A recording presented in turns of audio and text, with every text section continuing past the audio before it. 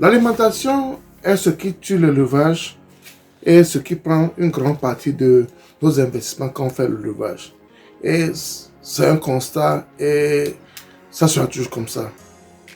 Pourquoi ne pas trouver des solutions pour ce constat que nous avons et arriver à ne plus avoir ce problème? C'est ce que les autres font chez eux. Ils investissent massivement dans les plantes fourragères pour pouvoir les aider dans l'élevage. Pourquoi ne pas le faire? Et c'est à ça que je vais répondre aujourd'hui. Et je me dis qu'il y a beaucoup de choses qu'on peut faire dans ce domaine qui va nous aider à réussir notre élevage. Sans plus tarder, passons au vif du sujet après le générique.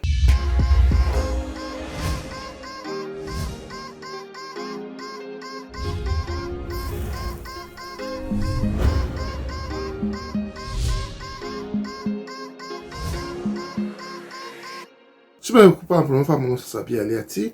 Et sur ma chaîne Réseau Agro, nous parlons d'investissement général en agriculture et élevage. Cette thématique est importante, comment tu as deux choses à faire. Abonne-toi à notre chaîne Réseau Agro, clique sur la cloche de notification pour ne plus rater nos vidéos à chaque fois que nous allons publier. Ensuite, partage-le au maximum pour qu'elle puisse atteindre plus de personnes. Ne pas surtout un pouce, ce qui permettrait également à YouTube de diffuser nos vidéos à plus de personnes. Pourquoi ne pas réellement investir dans les plantes fourragères? Et on se plaint chaque fois à cause des pénuries d'aliments pour nos animaux. Le grand problème que nous avons en agriculture, surtout en élevage, c'est la nourriture de nos animaux. Et je pense que nous devons trouver une solution pour pouvoir éviter cela, pour pouvoir prendre le devant, le dessus dans ce qu'on fait comme métier. La dernière fois, je suivais une vidéo sur YouTube et j'ai vu un jeune burkinabé qui a quitté les États-Unis pour s'installer au Burkina et il a investi dans la production de plantes fourragères. J'ai vu que c'est une très bonne idée et que c'est important de le faire également chez nous. Je vois les gens, ils investissent dans la culture des soja, du maïs pour leur champ d'alimentation, pour le bétail. C'est très bien, mais je pense que on doit revoir aussi cette stratégie. Et à notre niveau, au niveau de la ferme Ediosa, c'est un truc qui est vraiment important pour nous. Et on a commencé par investir dedans. Principalement dans les plantes fourragères. Et on a choisi certains comme le Malfa Malfa, le Bracaria et l'éléphant grasse. Ceux-là parce qu'ils ont une teneur en éléments nutritifs qui est très important, qui est bon pour les animaux. Quand on prend le Bracaria par exemple, l'avantage surtout de ces plantes fourragères, pourquoi j'insiste sur ça, c'est que quand ils poussent à un endroit, ils colonisent l'endroit là. Ils colonisent l'endroit là et ne permettent plus aux plantes, aux mauvaises herbes de pousser là-bas. Donc, la première année, tu vas faire la culture, tu vas débroussailler, tu vas planter les grains et quand cela va coloniser l'endroit, tu es bien pour toujours. Tu es bien pour toujours. Et ce qui est bon pour le Malfa Malfa,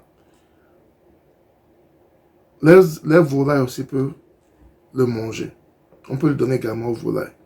Et quand tu le fais la première année et quand ça réussit, c'est fini. Tu ne fais que couper. Et si tu peux arroser, si tu arroses également, c'est très bien pour toi. Tu ne fais que couper, arrose et ça repousse indéfiniment. Tu n'as plus besoin de revenir pour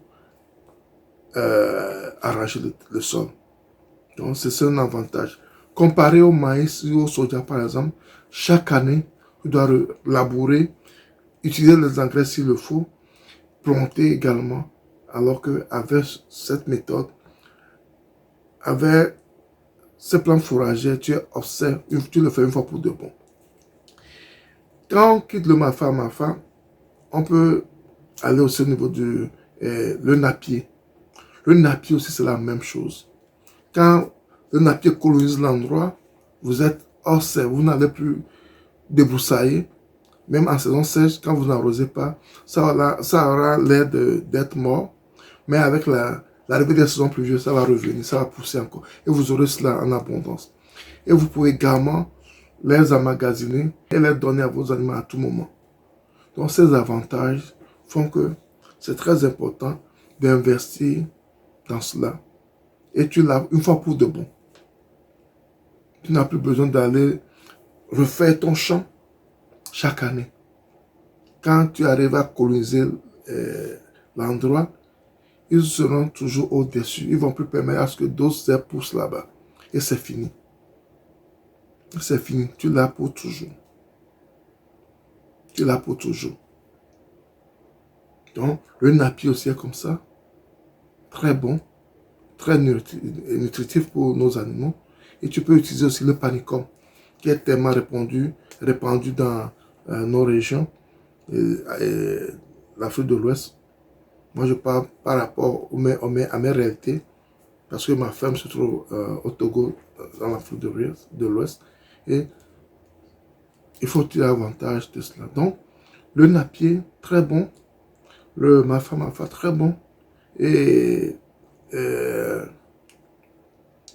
le bracharia grasse, également très bon, très nutritif pour nos animaux. Et l'avantage de ces plantes fourragères, c'est que quand elles poussent, elles colonisent l'endroit et elles ne vont plus permettre aux herbes sauvages de pousser là-bas. Elles ne vont plus permettre aux herbes sauvages de pousser là-bas. Et c'est un avantage pour vous. Ça vous permet d'avoir du foin en permanence dans vos champs, dans votre ferme, sur votre ferme. Et ça se vend aussi. Ça se vend aussi. C'est un autre source de revenus. Et chez nous, je ne pense pas que les gens investissent réellement dans cela. Les gens se font de l'argent avec le fourrage. Les gens se font de l'argent également avec le fourrage. Je ne dis pas de laisser tomber le maïs, le soja. Tu peux investir dans le maïs et le soja. Mais il faut penser à investir également beaucoup dans les plantes fourragères. Parce que ceux-là vont vous permettre de réduire le travail. Le travail sera fait seulement pendant 1 ou 2 ans. Vous allez travailler pendant la première année, la seconde année, la deuxième année, je pense que c'est fini. Pratiquement, quand vos herbes vont coloniser l'espace désigné pour leur culture, vous êtes hors serre pour toujours. Mais s'il s'agit du maïs et du soja, chaque année, vous allez faire la même chose. Donc, il faut vraiment penser, parce que dans ce métier d'éleveur d'agriculture, c'est bien vrai que on travaille, on aime ce qu'on fait, mais il faut penser à comment minimiser les coûts de production et maximiser le résultat, le bénéfice.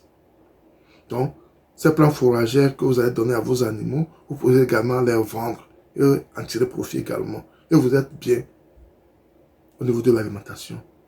Il suffit de couper et vous les entassez, vous les broyez, vous les emmagasinez quelque part et vous êtes hors serre.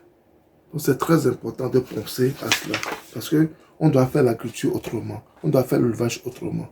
C'est très important. Il y a plusieurs variétés de plantes fourragères, mais je parle souvent de bracharia, de alfalfa, de éléphant grasse, de panicum, parce que c'est eux qui sont fréquents dans notre zone et c'est eux qui n'ont pas de difficulté à pousser dans notre zone et c'est eux qui aussi donnent beaucoup d'éléments nutritifs à nos animaux. Donc, c'est très important. Si tu aimais la vidéo, ne la garde pas pour toi parce que elle est importante pour quelqu'un qui se bat pour réussir son élevage et qui a des difficultés pour l'alimentation. Cette vidéo peut l'aider à voir sa stratégie, à revoir sa stratégie, comment faire pour pouvoir réussir son élevage, comment faire pour réussir l'alimentation de ses animaux. Partage-la autour de toi. Et si tu n'es pas encore abonné à la chaîne Zago, abonne-toi à la chaîne Zago. Clique sur la cloche de notification pour ne pas rater une vidéo à chaque fois que l'on publie. Ensuite, partage le maximum pour qu'elle puisse atteindre plus de personnes. C'était Sabi. À la prochaine. Bye bye.